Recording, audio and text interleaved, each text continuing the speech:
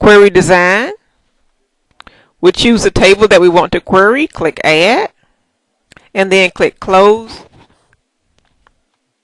We'll choose the fields that we want to see in our query. So let's say that we want date. I'm left clicking and dragging to the grid. And let's say we want last name and first name as well. Now, just like in Excel, I'm going to hover my mouse here and make this a bit longer so I have more room to work. Let's say that I know a particular date that I'm looking for. In the criteria row, under the date column, I can just type the date, press enter, and notice what happens in the newer versions of Access.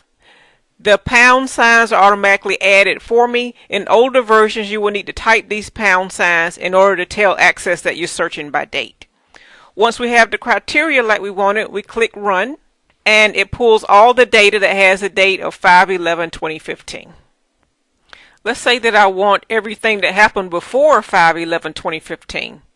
Then in front of the date, I will put a less than sign, press enter, and let's run it again.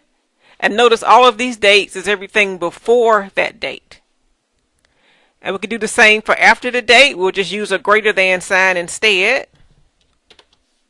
And run it. And this is everything after that date. Going to go back to design view. And let's say this time I want to bring up data that is between certain dates. I can type between 01/01/2013 and 5/11/2015.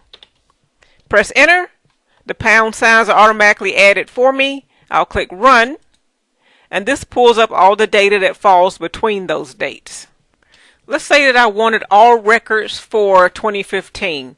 I could type between 01/01/2015 and 12/31/2015, or I could use a formula or an expression.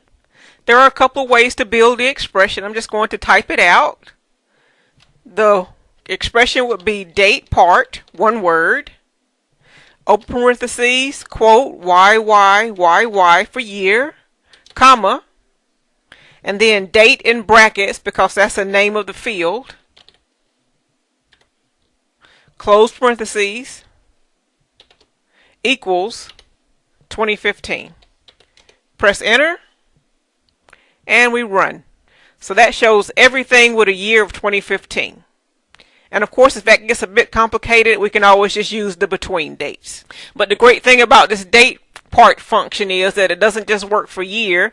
If you want to look for a certain day, for instance, if you want to just see everything that happened on the 11th, then instead of YYY, we would put D, and the equals instead of 2015 would be 11.